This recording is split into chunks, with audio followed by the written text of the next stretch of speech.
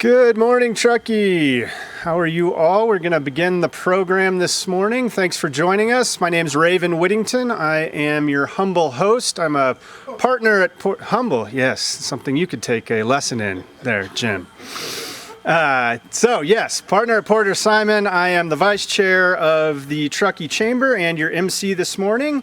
We're going to have a program about our educational partners in the community. So presentations from Tahoe Truckee Unified School District, Sierra College, Boys and Girls Club, and then we'll go around and do some stump speeches.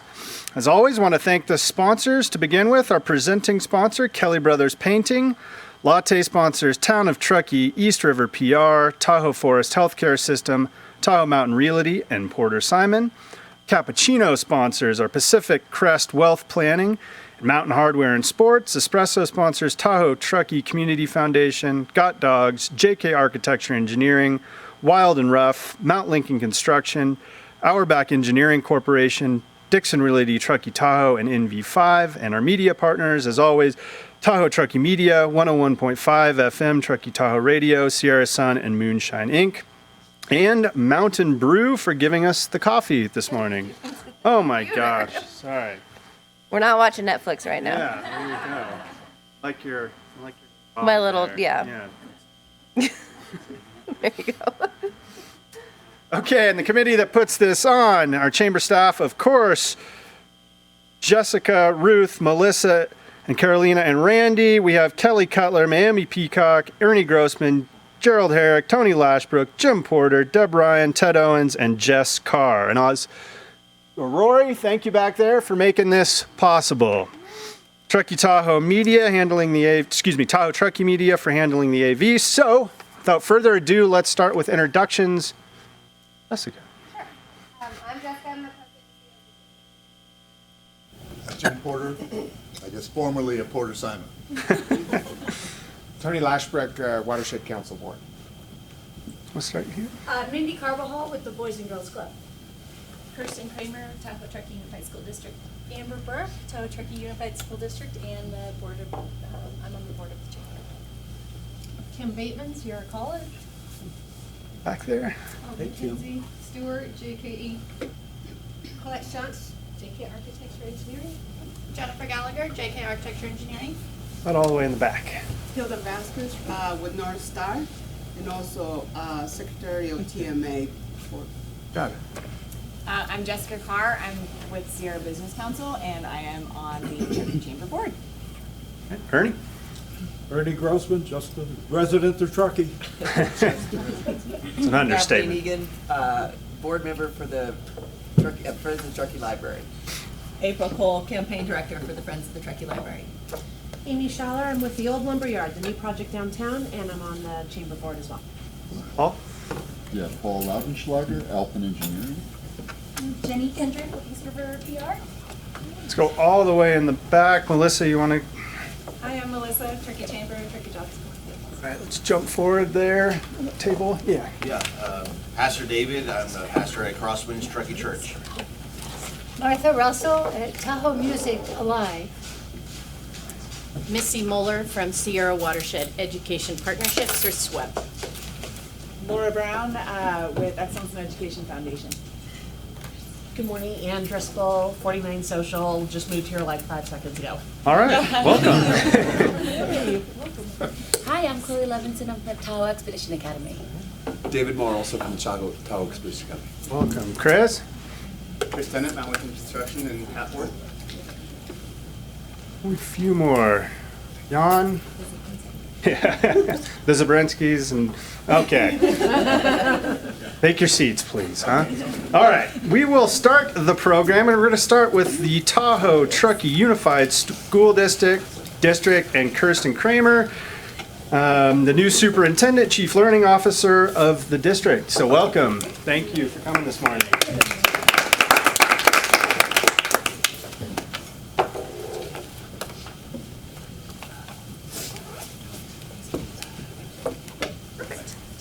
Well, thank you for this opportunity to come this morning and tell you about what's happening in the Tahoe Truckee Unified School District this year. But first, I wanted to introduce myself. I started July 1st as the new Superintendent Chief Learning Officer for the school district. But some of you may recognize me because in 2016, I was hired to be the principal of Glenshire Elementary, and I was there for 6 years as the principal. And then I had 1 year as assistant superintendent in ed services, and then this year I have the amazing opportunity to be here as the superintendent. It's my 31st year in public education. I love schools. I love everything about how they build community and how we work together to support our scholars so that they can have amazing opportunities when they go on into adulthood. And most of my career at this point was in Washington State, and I'm an import from out of town, like maybe some of you. So what I want to share this morning is our new district strategic plan framework and the roadmap, and there's copies on the tables. But I'll start by telling you a little bit about how we got to this framework, give you a little historical perspective, and then tell you about the actions that we are looking to take this school year. So the planning process really started in earnest a year ago. We hired a consultant, Living Strategy. It's a team of people, and they first worked with our Board of Education and looked at our Pathways 2020 strategic plan, which had the 8 goals you can see up there, and talked with the board about what they see, looking at our vision and beliefs, are the next, what's the path forward for TTUSD. And they came up with these 5 priority areas. They then brought those areas to the executive cabinet team, to the school administrators, and got feedback. But they wanted to broaden the input to include community partners, teachers, parents, and students. So a 40-person task force formed last October. Now, if you were here, you know what the winter was like. So the task force was able to meet together in person a few times, but a lot of the work on this framework was done virtually during snowstorms. We took advantage of the bad weather and Zoom and Google Meet, and were able to meet together. But before the storms hit, there was opportunity for community input in 2 in-person sessions, one on Truckee side, one in Lakeside in October. And then to broaden the input, surveys were sent out in English, in Spanish. And we really wanted to hear from everyone what were the priorities that the community and our students and our parents and our staff saw for our district. To get even more student feedback outside our high schoolers, Carmen Geisels, the superintendent, and the principals at each site sat down with a leadership group identified at each school and had a chance to say something they liked about their school and something they liked to improve. And from the comments here, you can probably guess what grade level, especially if you look at the bottom right orange comment there. It says more homework because kids get home and they had nothing to do. So that would be an elementary school student. I verified with a couple high school students. I'm like, would you have said that? And they said no. They feel they have plenty of homework. But this is all just to share that we did get a wide variety of age levels and a wide variety of input. And from all of that input, in addition to these 5 priority areas, 2 other themes really surfaced. And one was reconnecting. So with the disruptions from the pandemic and our response, community members felt disconnected from the school, from each other. Parents felt isolated and removed from the school because of all of those necessary precautions during the pandemic. And then the other theme that came out is how special the place is here in the Tahoe Basin. Most people live here very intentionally. You are here because you love our community, you love the environment, you love the outdoor recreational opportunities, the beautiful mountain air. The environment is very important to our community, and that really rang true. And our consultants are excellent listeners, and they brought that forward to the board and to the executive cabinet, saying, this is really important to your community. So with that, they kind of narrowed and changed the focus down to 5 areas, and this is what each task force subcommittee really dove into, researching and coming up with suggestions, ideas to consider for how to bring about an amazing academic program, how to make sure that we have great entry points to newcomers to the district, transitions from elementary to middle, making sure everyone feels included, that safety measures are all in place, whether that's wildfire response to someone coming in with malicious intent on campus, and then also outreach. How do we connect with everyone and make people feel warm and welcomed? And so with this, the task force presented lots of research, lots of ideas, and we coalesced them down into the three main areas that you'll see on the back page of your framework. So academic achievement, of course, is our core mission, making sure our students are learning as much as they can every day and that they're prepared for their future. And then support systems, that's all about making sure mental health supports are in place for learners that are either more accelerated or need some more support in an area, that those measures are in place. And then community connections. This is one that grabbed, we used to have the 5. This is where you'll see the inclusion and belonging goal, the entry points and transitions, and the safety is all part of that community connections. So with this larger framework, a kind of a mission came out, a theme, and that is that we want to engage and empower students, educators, and staff to achieve their potential. We recognize as a school district that our students are our number one focus, the focus of all of our decisions. That's our belief number one. But in order to serve our students, we really need to take care of our staff. So it's this dual purpose as we move forward the next 3 years with this framework of really helping to develop our own team and our own staff so that we can do the very best for our students. So the next part I'm going to share with you are the specifics then of how we want to bring about academic achievement, the support systems, and have this sense of community connection. We have 23 actions that fall into these 3 areas. And so I won't get into too much of the detail, but what I'll highlight for you guys is ways that we are looking to the community for support or ways that you can be involved, because our community is such an amazing partner to the school district. So 1.3 is about exploring how our students can look in areas of personal interest, enhance our educational program, our career, technical, trade, and workforce readiness for our students. And so we have 2 sub-actions, 1.3.1 and 1.3.2, where we're really going to take a look at our current career, technical education, college career readiness programs. And we're looking, hopefully, to all of you for more work-based learning opportunities, whether it be an internship. There was a job shadow opportunity this year, thanks to the PUD working with us, where students could come and observe different roles, what it's like. There was 2 different versions, so we really appreciated that. So we're really looking for any way our students can get a look at what does this world after high school, what could it be like? So we would love to have, whether it's a job shadow or an actual internship, we're very interested in that. And then we are going to create a district subcommittee and would love to have community partners on that to look at the current pathways we offer and do they make sense for our region and the labor force that we're looking to build in the Tahoe Basin. I just have to say, I'm so proud of our district. I love being the superintendent. I love our schools. Every time I go and visit and engage with the students and staff, it is amazing what TTUSD is providing to these students. Based on the size of our high schools, the number of CTE pathways we have is phenomenal. And that's thanks to all of you because of our parcel tax measure AA, and just all of the community support, we can have these robust course offerings.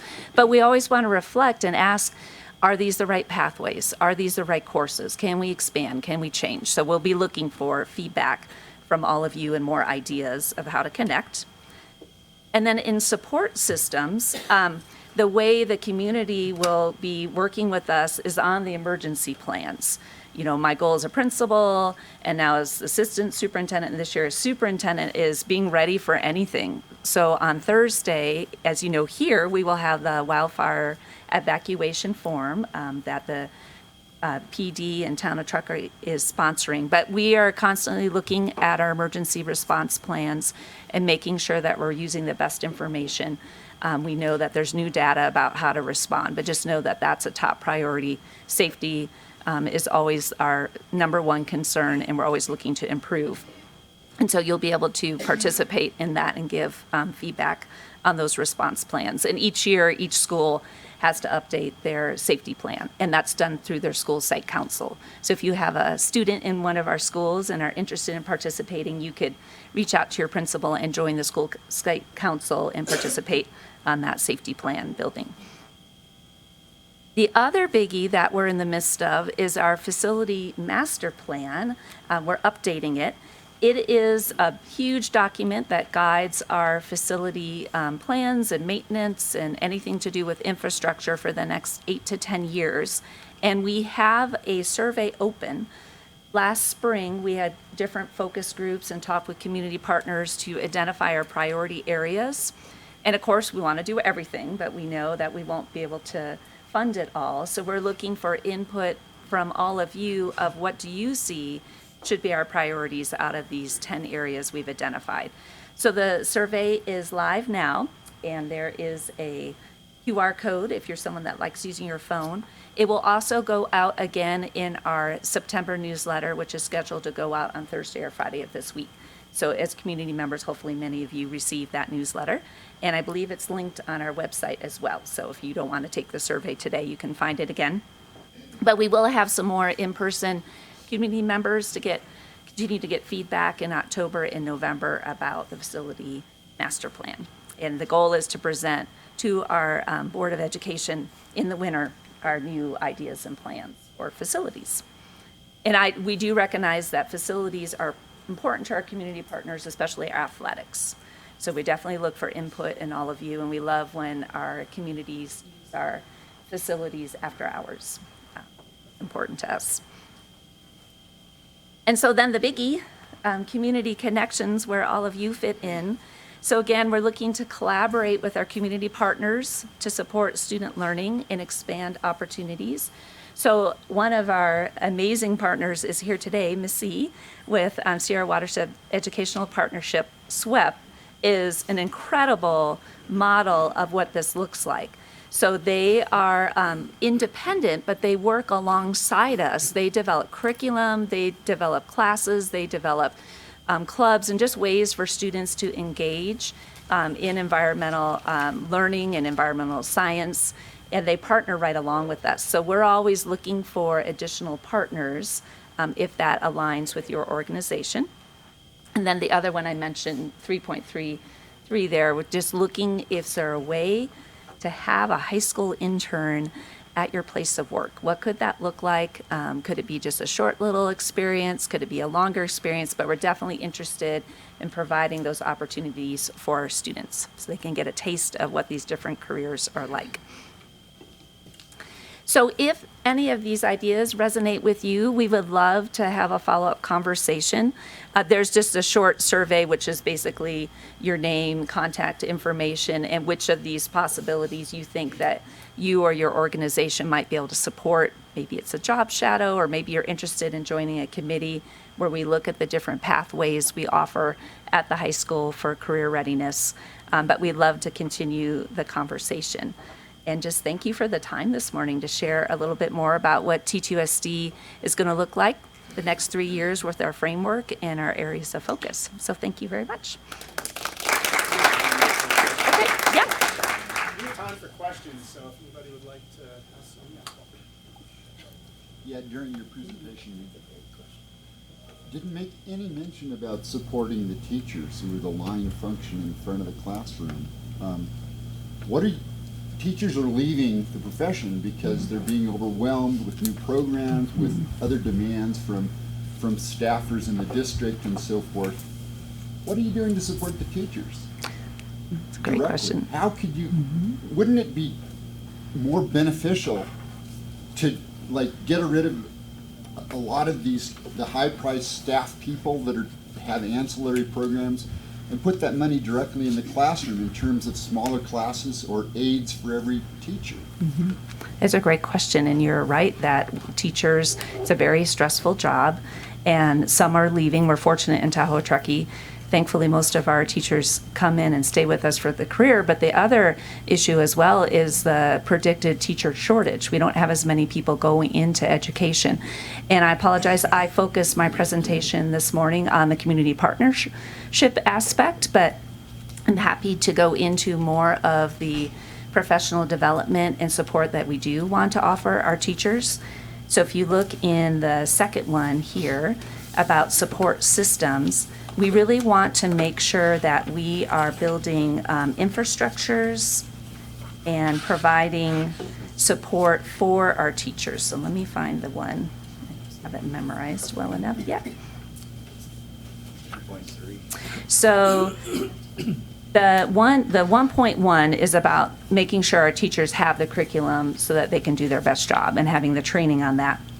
And then 1.2 is about recruiting and retaining our educators. So I'm in the process right now of going around to the different departments and the schools. And two of my questions I'm asking them is, what helps you stay in the work? What do you need to stay in the role? And then what ideas do you have for us to recruit other people into Tahoe Truckee? Because we're not fully staffed. We still have open positions. Thankfully, not so much on the classroom teacher side, but in a lot of the support roles with the bus drivers, special education, instructional assistants, and so on. And so I'm going to them to ask them what they want. And then part of this is collaboration. I heard last year as assistant superintendent that they had missed the time of getting together to talk with their colleagues across the district.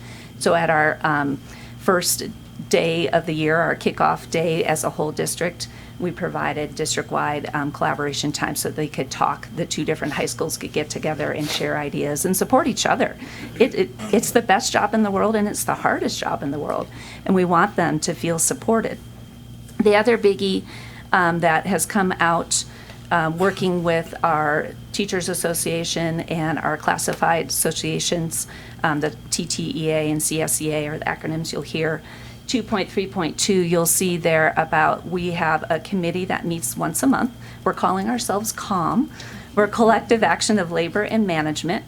We went to a training called LMI, Labor Management Institute. We went to a workshop so that we can learn how to work together. And the workshop outcome was coming up with a focus for the year for us to collaborate on, in addition to all of the other ways we collaborate to resolve issues that come up between labor and management.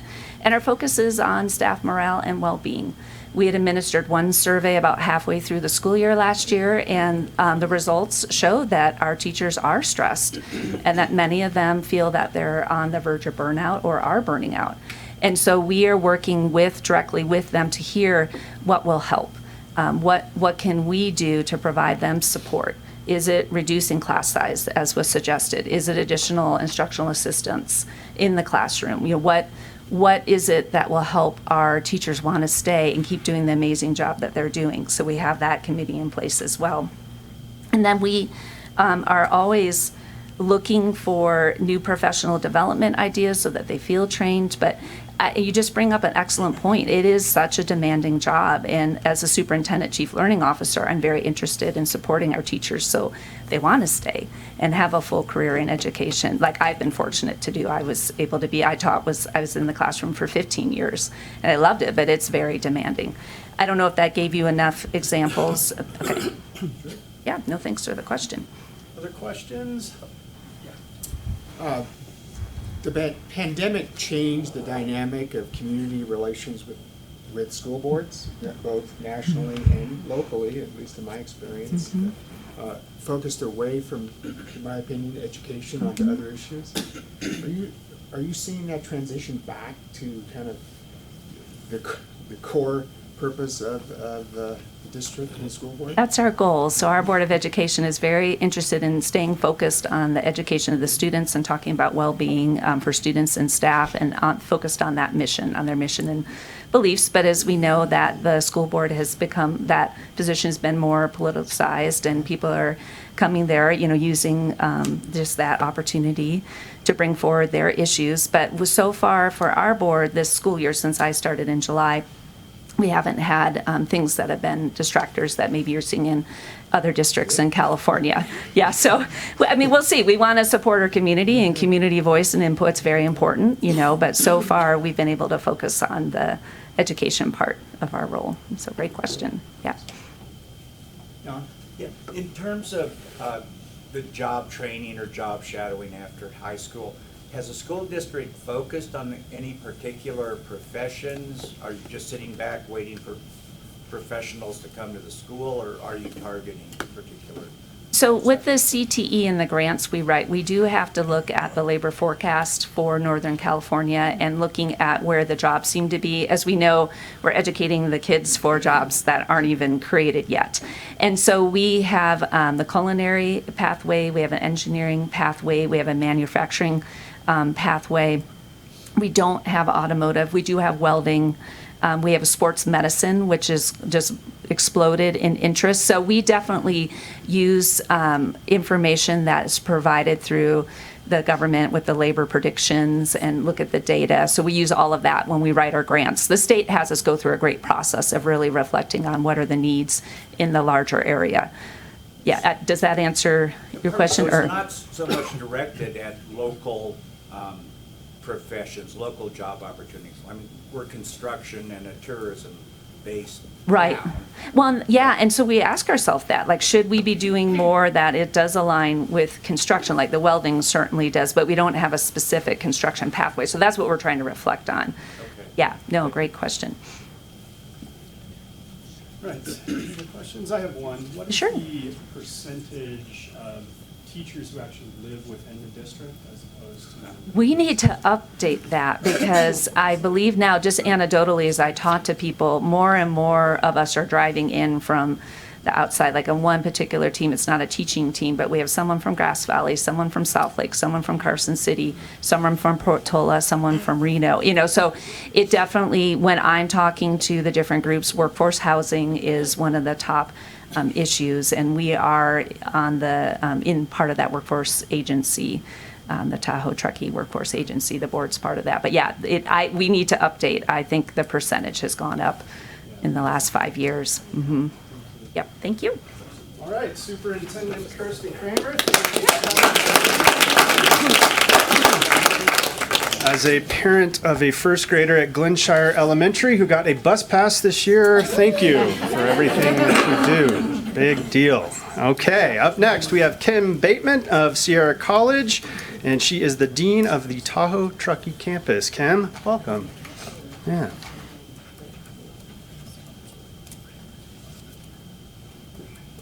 While she's pulling that up, just a further answer to Jan's question, big shout out to the chamber because they just started an economic development council that's actually looking at this exact issue very closely. Use the mic. Shout out to the chamber who just started an economic development council, and that's our first charge, is actually to do a survey of businesses and align them very closely with internship opportunities at the high schools and at the college. So we're taking that all on and we're looking at it. I'd like to start a little unconventionally. I want you to think about the worst teacher you've ever had. I'm left-handed. Do you have any other lefties in the room? Any left-handed people? I had a teacher in first grade who used to actually slap my hand with a ruler when I picked up my pencil with the left hand. She said that left-handed people were next to the devil. They were on the wrong side of God. So. And then I want you to think about the best teacher you've ever had. And I'd like you to just take 1 minute and talk to the person next to you about what the difference between those two teachers is.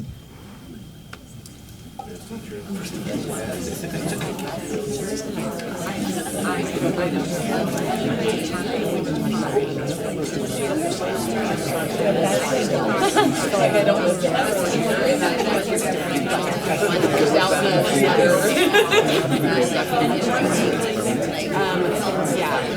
we just got back. I just got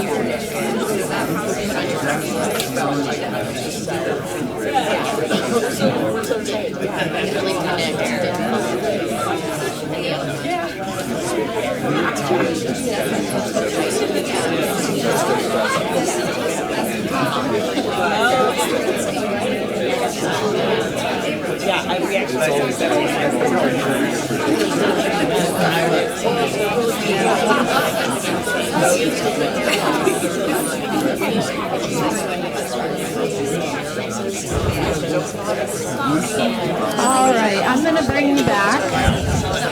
I'm going to bring you back. All right, everybody. Hello. All right. Hello. Back to the front. All right. I know it's too many stories, too many horror stories from elementary school. So I heard over here, Raven said they cared, right? Do we have any other short summaries like that from the audience? Amy? Engagement. Engagement. What else? They see you as an individual. They see you, right? So the person who's slapping my hand because I'm left-handed is not seeing me, right? The person who wrote wow at the top of my paper is actually reflecting my strengths or encouraging me. What else? Any other thoughts on this? Yes? The best teachers, give individual attention to all of their students. They challenge the kids at the top. Uh-huh. And they help lift the kids at the bottom. Yeah. So when an individual has their soulfulness reflected, if you will, like their individual values, their individual strengths and interests, they feel life and power as never before. And high quality teaching is actually the most important part of what we're doing at Sierra College. Reflecting individual values and trying to support those throughout your education. This is a very long list, and it looks like it's very small print. Can you read any of that or not? No. If you look through, one of the things we do in our new student orientation is we help those new students identify kind of their top 3 values. In addition to being an executive dean, I'm also an end-of-life doula. And when I sit with people at the end of their lives, the thing that comes up most often is people say, did I live my life in accordance with my values? And so we're trying to help that be a very conscious decision when you are 16, 17, 18, 19, 20, or 50 years old, right, when you come to school, and to have that be your guide. So we serve as this transitionary period in people's lives often, connecting our high schools with some of our 4-year institutions or a career. And in any given day in our hallways, you might be in mechatronics with Claudio Bravo. How many of you know Claudio? He's quite a character. Instead of just teaching physics and computer integrated electronics, he's having the students build catapults and have contests. We have our math teacher, Jacqueline Diaz Anderson, who's also a Truckee High graduate, and she is teaching us about probability paradoxes, which is like, why do we pick this box in truth or consequence, and why are we making cognitive errors when we do it? We have Christina Nemec, who is teaching a lot of English at our campus, and she shows a picture of the fall of Icarus and has students write poems about how that relates to their own lives. Or you could be in my Psychology of Women class, and I would make you dress up as your mother and come in and tell her life story from a first-person point of view. So we are very small. Most of our classes are from 10 to 20 students. I know many of our students who go away first to, say, a UC Davis or a UC Berkeley and sit in their first class with 400 people and put their student ID number on their Scantron, have a difficult time. And a lot of those come back to us and do some of their general education at Sierra College before they go on. Some of the ways that we've been partnering locally is we do have an academic enrichment program. We're calling it the Ferrari program now, after Dave Ferrari, who's also the start of the Boys and Girls Club, who's been involved with affordable housing, but is also the powerhouse behind building Sierra College here. And we're on 72 acres of beautiful land up there on the hill. But high school students can take college courses and get both high school and college credit at the same time.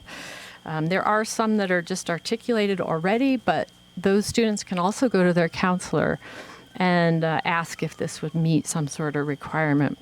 We're also listed as the capstone, a possible capstone course in each of the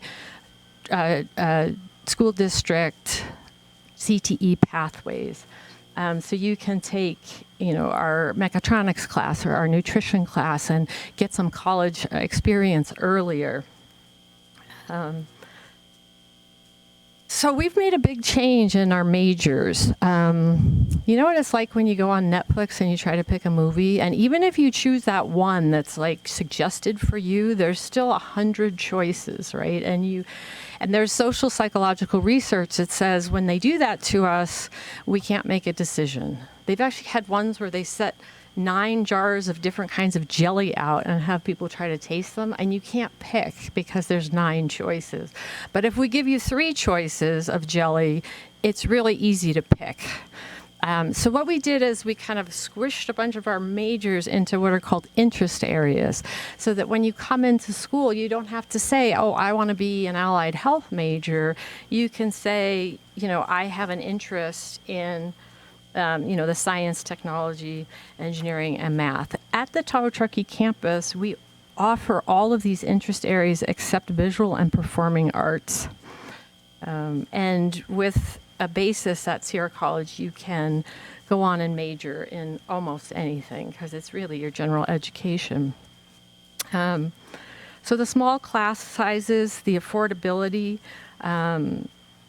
we now have a first 2 years free if you take a full load. So not just high school students getting free classes, but anyone who takes a full load gets free classes as well. And if you don't choose to take full classes, like many students, it's $46 a credit, which ends up being about $150 a class if you're in state. So comparing the tuitions, my daughter is was a Truckee High School graduate, actually co-valedictorian with Missy's daughter. Yay! And actually, Missy and I went to North Tahoe High School together, so we got some old stuff here. And you know what? Now, not only my children have been born here, but my grandchildren have been born here. So I think this is my community. But my daughter did a bunch of college classes in high school, as did Missy's daughter. And she ended up going to Colorado College. The tuition there is $65,000 a year, plus $20,000 housing. So when she went, she actually came in as a sophomore and saved me $85,000. So we hit a lot of different types of people who are going on, people who want to stay home, people who want to learn a trade. It's really quite all over the map. And we do have reentry students too who are trying to learn new life skills. Some of the other things we're doing now, anybody who likes to play in a band, we started a band last year. Randy Humphreys is in charge of that. He's the former middle school band teacher. And you know what? The adults adore him. He is really doing a great job. And it's funny, they started all as like basically parents of band kids who wanted to play themselves, and they are really impressive now. And that is a free class. You could come on Wednesday nights. We also have a very popular chorus that now has about 55 people, and they perform twice a year. One fun thing that we're doing, we're starting actually in 2 weeks, is we're doing a community education class for Tahoe Forest Hospital District, and it's called the Leadership Series. So we have one workshop a month for about 6.5 hours on different leadership topics. I'm doing the first one, and it's called Stages of Institutional Culture Through the Song Lyrics of Bob Marley. And it's about communication and conflict resolution. One love, one heart, let's get together and feel all right. So if you're interested in some sort of a series like that for your businesses or to teach in that series, please come talk to me, Tony. Okay, some of the other ones are we're doing one on the art of gathering, effective meeting facilitation, positive psychology. We're also doing ones on HR and reading accounting sheets. There's a whole bunch of different ones, and they're one a month. We have over 300 distance learning classes, and we have on-campus success workshops that are open to the public as well. Before the pandemic, one of the developments of what was the whole thing? Truckee Tomorrow, was it called? Where we had the 3 initiatives. One was growing our own, and it wasn't about pot. It was like it was our kids that we were growing, and then there was entrepreneurial ecosystems and Jobs Collective. Thank you. And remember, we got so rolling on all that, and one of the things the college was doing was professional skills for the 21st century, and we would have a 2-hour session once a week for about 4 weeks, and we had about 40 participants in that program coming from all different businesses and nonprofits. That was mostly teaching professional skills, like how do you write an email, what's a blind copy, how do you communicate, how do you take feedback, how do you express yourself when you're upset, how do you listen to people in a deep way that helps. So we're talking about revivifying some of those programs. So if you have interest in those, please let me know. We've got some clubs going on now, an Ecos Club and a Latinx Club and a writing club called More Creative. We're hosting a writing conference in February. We do a lot of inviting students to our campus. We have 200 8th graders, and we happen to have chairs that have wheels on the bottom. It's a very bad combination, I discovered. And all I can say is I have complete respect for every middle school teacher that ever walked the earth. We also have 2 maker spaces now. We have a laser cutter and 3D printers, but we also have a textile lab, and we are integrating making into the curriculum. For instance, right now I'm teaching death and dying, and we're doing some memorial textile art as part of that class. Okay. And I want to let a student speak kind of for herself. Uh-oh, what did I do? That's all right, I'll do it. Thank you. Get that up. This is Isa Hernandez. Everybody know Victor Hernandez. He's chair of the fire board. This is his daughter. She graduated last year, and she had one of the best valedictorian speeches I've ever seen. I'm a little embarrassed because she does refer to my class in here, but what she says afterwards is worth seeing. Play? Within these walls, we are surrounded by the forest. Can we hear it? We learn how to listen, to speak, to share memories, to mourn. I learned how to understand here at this very campus, in this very building. I was worth an education that put me first.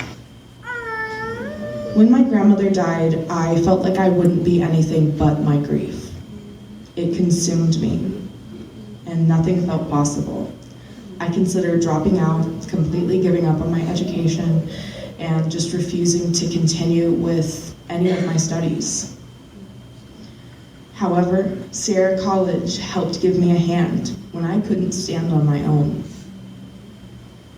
My counselor at the time, Cindy Flores, suggested to me, "Why don't you take Kim Bateman's Death and Dying class next semester?" And I shrugged.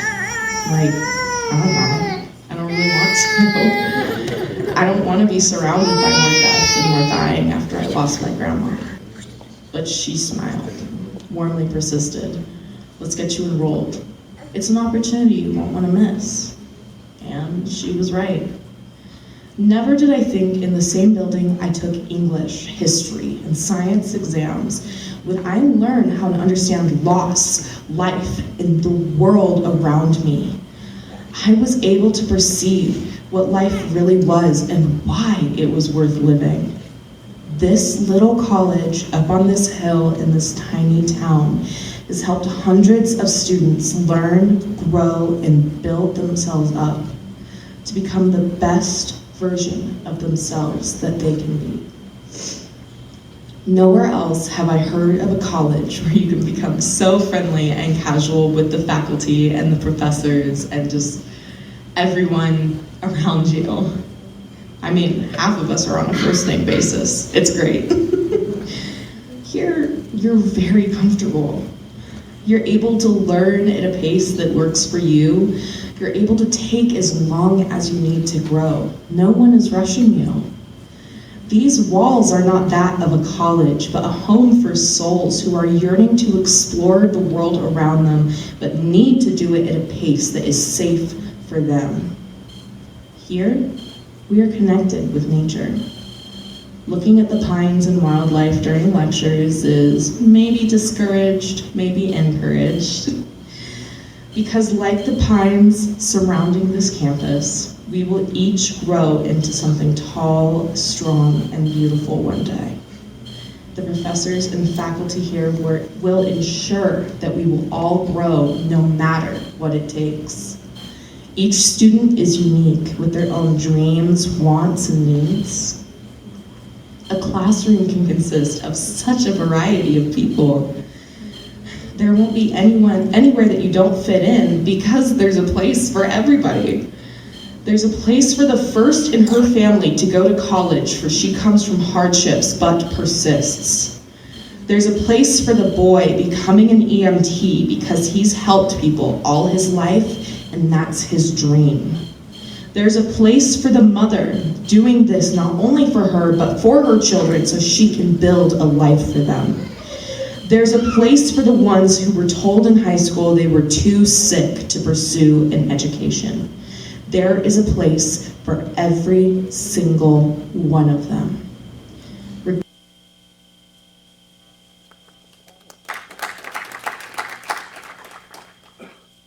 Questions? Yeah.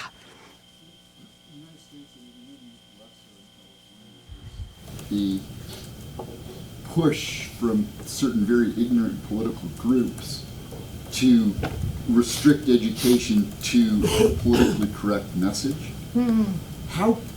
What are your strategies to resist that? Because I'm sure you're getting at least some of that from in the community, maybe less so than other parts of the country.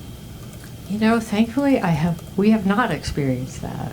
So I feel very fortunate about that. And it's a balance. We do a lot of faculty development, and we spend a lot of time supporting our faculty, but faculty also have academic freedom. It's their right. So we do support their academic freedom. So. Louise? What's the best way to keep up to date on what is happening at Sierra College and what you're offering to the community at large? Because I'm embarrassed to say that You don't have to be embarrassed. I can't find our classes on the website either. So, yeah, we're part of a very large district. Most of the information on our website is from our Rockland campus. Our Rockland campus has 30,000 students, which is twice the size of our town. It's like running a city. The best way is actually to come in. There's also a mailing list that we have that we could do updates that way because we do offer different community education and OLLI classes as well as for credit classes. But if you're ever confused, you can always just send me an email and I will respond. Thank you. Yes? You were saying, so it's a two-pronged question. You don't have visual and performing arts at this campus? We do not. And is it just space related?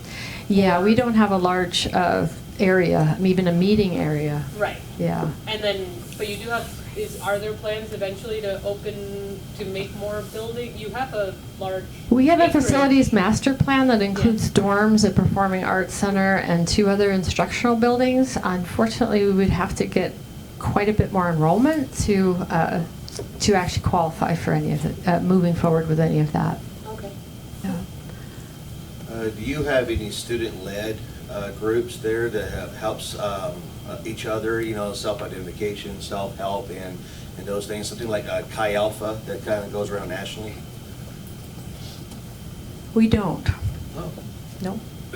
We have, after the pandemic, just to let you know where we stand, before the pandemic we had about 680 students, and after the pandemic we had 112. And then we are now crawling back up. We have about 300 now. So the fact that we have 5 on-campus clubs is a really big accomplishment for us. We also have an on-staff counselor who provides mental health and academic advising. And we've talked with Sierra Community House about doing some sort of partnership with peer mentorship and advocacy, but that hasn't moved forward yet. Yes. It's not so much a question, just a statement. On behalf of Tahoe Expedition Academy, we have so many kids that are taking classes, and it is just a godsend to them. And the fact that it's free, we have kids that have, are way above our math offerings and taking math classes there. We have kids that come in for 2 years of French, with 2 years of French and need another year of language, and rather than taking Spanish 1, which we offer, they're taking French 2 or something like that, and it's just a huge, huge help. So we're very, very appreciative. Oh, thank you. That's great. Anything else? Well, thank you very much.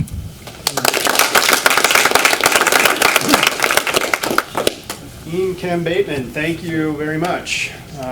Wish I could go back to college. Jim, you want to come out of retirement and work for me so I can take some classes? Yeah, okay. All right, up next we have the Boys and Girls Club, Mindy Carbajal. She is the president and CEO of the Boys and Girls Club of North Lake Tahoe. Welcome, Mindy. Thank you.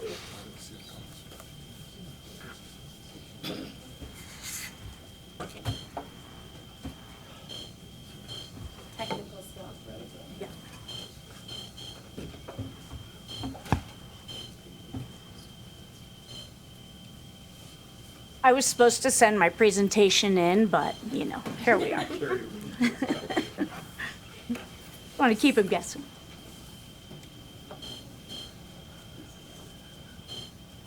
Let me...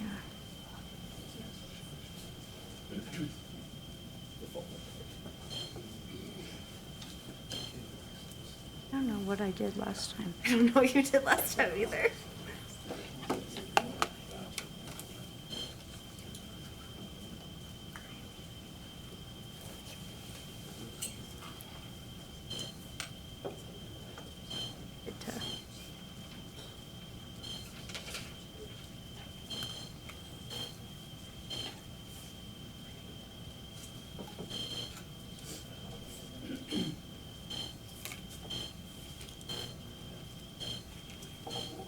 Talk amongst yourselves for a second.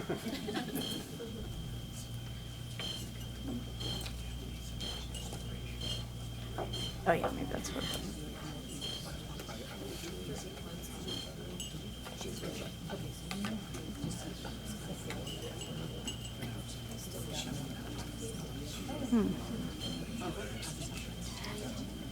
Oh, there we go.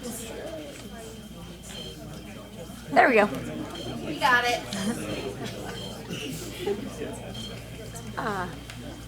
All right.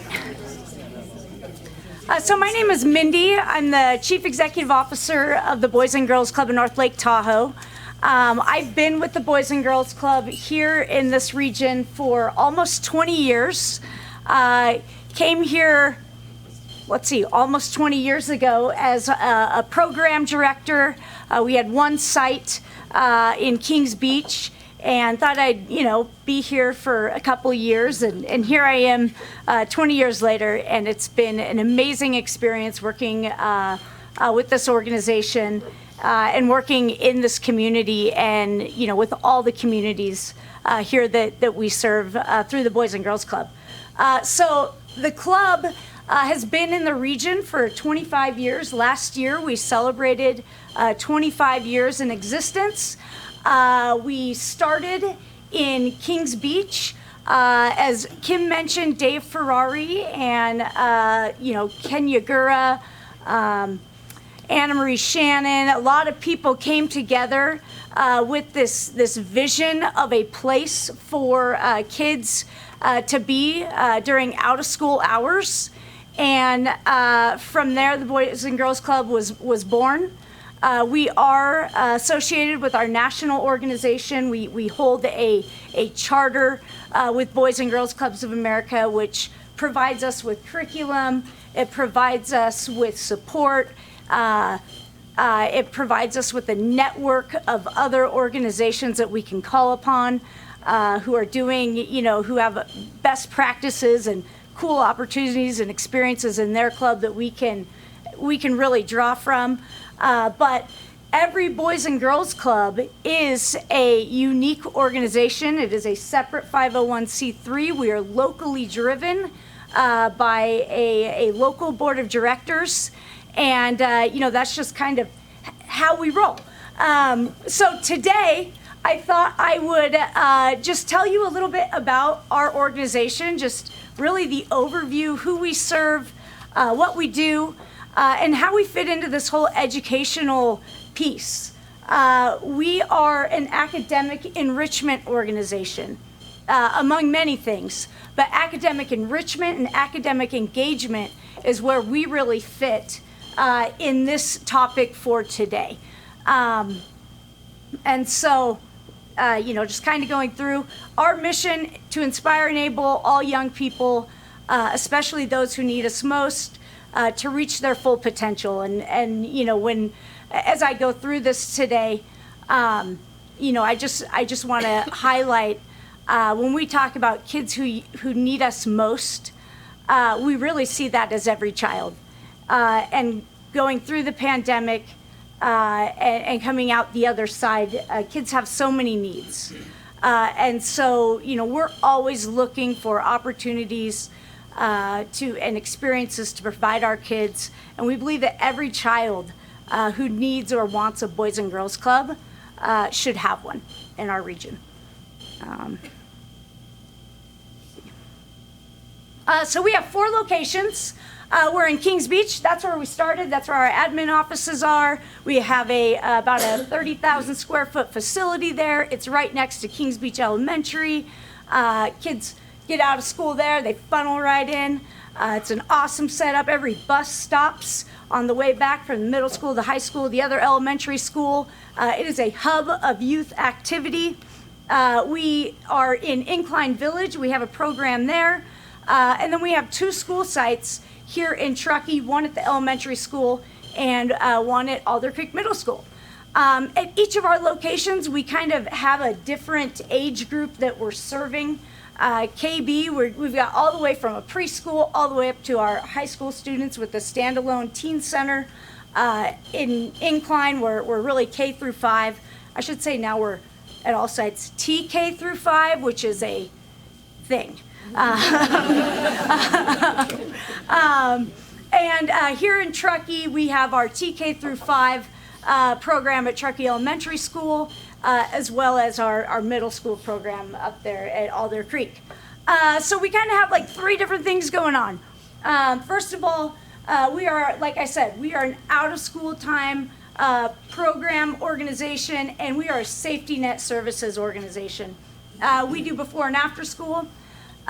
We do school breaks, snow days. We do summer camps. We have meal programs at every site. And, we also do, crisis childcare and those types of things. Of course, when the pandemic hit, we adjusted. We were open 10 hours a day, every day, Monday through Friday, for a year and a half. We called it endless summer. When smoke days happen, those types of things, and schools can't be open, we keep at least our KB campus, where we have our own facility there, open for kids and parents. Parents still have to go to work. Parents still have those obligations, and so we try everything we can on days like that to at least keep one of our campuses open. Same with snow days. Last year, we were hit with I don't even know, 15 snow days. We were open for more than half of those days to make sure that at least there was a place. So we really have seen how we can serve our community in those crisis situations and those sticky days that we're all trying to plan for. How we carry through. Our meal programs are a huge part of what we do. We have a kitchen, a full commercial kitchen in Kings Beach. We distribute food to all of our sites. We do dinner every day. At our KB site, we do dinner a few times a week. At our other sites, and snack every day. During the summer, at all of our sites, breakfast, lunch, snack. We serve a lot of food. Just like a home, the kitchen is like the heart of our club. Kids love it. They're in there cooking too. So we do programming in we call them our specialty programs, our signature programs. That's our STEAM program supported by the Tahoe Truckee Airport District. We have a performing arts program. I'll talk a little bit about that in a little bit. We do a lot of mountain sports and sports leagues, family engagement, and those exist within our after-school program, but they're also just expanded opportunities that kids can participate in on the weekend, kind of in additional hours, and also after school as well. And then, Boys and Girls Clubs in general, we have kind of 5 focus areas that our programs fall into, and that's sports and fitness, education, career development, the arts, health and life skills, health and wellness, character and leadership development. So all of our programs that we're offering every day to kids after school kind of fall in one of those buckets. We have a lot of prevention programs. We have a lot of hands-on, STEM, science-based, and, really what our goal is to make sure that every kid, we can spark an interest in every kid who walks through our doors. That every child finds something to connect to and a person to connect to, a connection, a mentor, guidance, and those types of things as well. So that's kind of how we're structured. But to tell you a bit about like who we serve, where we serve them. Currently, we have 1,400 members across the region. I think for the first time ever, we have more girls than boys. I think that's a kind of a changing thing that I was surprised when I saw that. Our membership, missed a thing there. I don't know what that is. But we have a big array of age groups that we serve, 5 and under, all the way through seniors in high school. Our kids come from everywhere. We have the majority of them are in the Kings Beach, Tahoe Vista area, but our numbers here in Truckee are growing like crazy as well, and we serve kids from all over the region at most of our sites. It doesn't matter where you go to school or those types of things. Everyone's welcome. It's wherever the club is most accessible, really. Our average daily attendance, last year we had about 301 kids on average walk through our doors.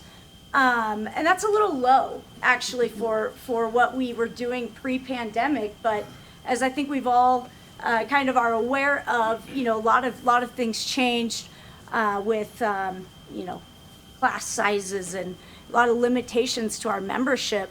But in the last year, we've been able to really restore that and really open back up our doors again to all kids in our community with less focus on like youth of emergency workers and those types of qualifications. So this current school year, we're 3 weeks in, and we're already seeing an average of 353 kids a day. Last week, we had a day where we had 445 kids walk through our doors across the region. So we're really seeing kids come back in numbers, and actually, we've got wait lists at almost all of our sites, and the one thing that's just kind of holding us a little bit right now is our staffing. And so as we get those positions, that transition from summer to school year, we expect to see that those numbers grow. This summer, we were operating in 3 locations. We had 323 kids on average. That's 100 more kids a day than we served the year prior. And one of those reasons is because of our new program that exists here during the summer at Truckee Elementary School. And so at that campus alone, we were seeing over 150 kids a day. And throughout the summer, we served 990 kids in our region at one of our locations.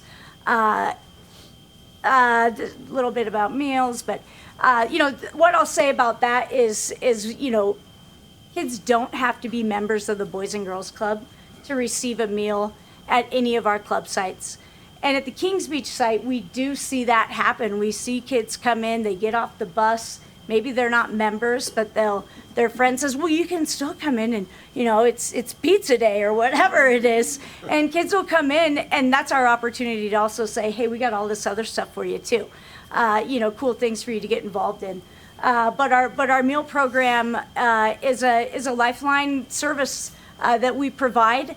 When the pandemic hit, we opened up and served dinner every day for 9 weeks of the pandemic in 3 locations, and served nearly 35,000 meals to our kids and families throughout that time. And so we know that our families are counting on those meals, our kids are counting on those meals, and we're just grateful that we can do that and have the support to do so. Just a little bit about our organization, how we do with this.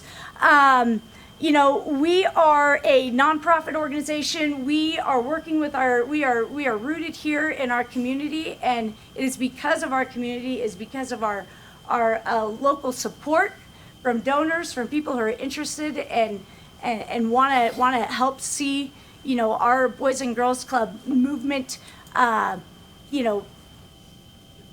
grow and more kids served. That's a heart of our funding. Almost 59% of our funding, or 59% of our funding, does come from donations and pledges here in the region. Foundations, individuals, and those types of things. That money is here locally. Of course, we have a team throughout our organization that's writing grants, that are securing contract services. 13% comes from program and membership fees. I'll say this, we intentionally keep our costs low for our kids. It's less than $500 a year for a kid to belong to the Boys and Girls Club and have access to our programs. We scholarship over $70,000 a year so that kids can afford to belong, so that families can. We work with families wherever they're at. We never turn kids away for inability to pay. We'll meet a family wherever they're at and see what we can do to help. But how we do this is not through our national organization. We actually pay them.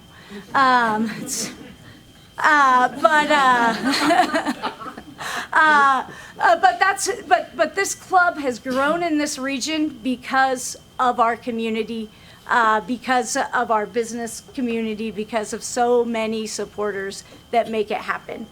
And of course, 2 minutes? Oh, no. Okay. And then, of course, I will just say this. Our people are our power. That is what makes our organization run. We can have all the pool tables, drones, art supplies, whatever, but it is really the people that engage with our kids every day. We are a staff of 50 right now. We've had to make a lot of adjustments, a lot of commitments to make those, Boys and Girls Club careers an opportunity for people in this region, for our staff, so they stay with us, so they grow. But that's how we get it done, really, is with our people. A few program highlights. I want to touch a little bit on a new partnership we have, an expanded partnership we have with TTUSD called ELOP It stands for Expanded Learning Opportunity Program. It's actually a state program. It's not so much a program as it is an access point.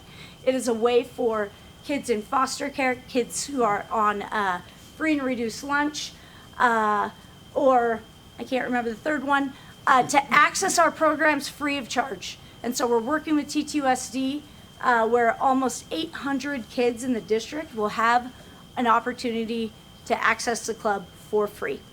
That takes space, that takes growth, that takes more staff, but we're working towards that. We have a nationally recognized performing arts program.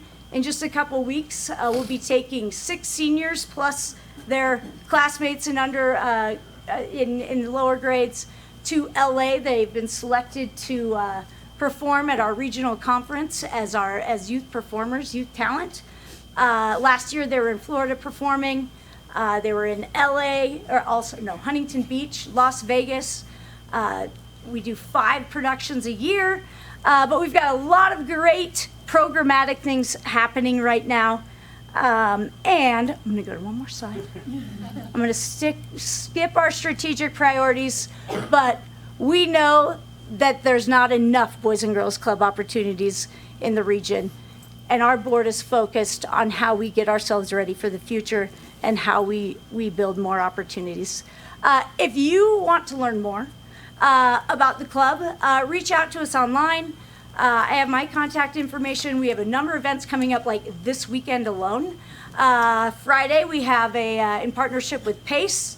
At KBE we have a Hispanic Heritage Month. We have food for everybody. We have a mariachi band coming in. It's gonna be a great time. Saturday, we have a wine event in Incline at Aspen Grove, benefits Boys and Girls Club. It's going to be awesome, over 50 wines to taste. Sunday, we have a troop concert. We have a troop concert because we're taking our kids in our performing arts program all over this year. They're starting in LA. They'll probably be heading to Atlanta to perform as well, and so they're looking to raise a little money to help support that. So we'll be having a troop concert, pancake breakfast at the club in Kings Beach on Sunday at 11. And in October, we'll be starting a series on estate planning. So if that's something you're interested in, please check out our website, find us on Facebook. But if you're interested in anything we're doing or want to connect, volunteer, any of that, reach out to me. All right.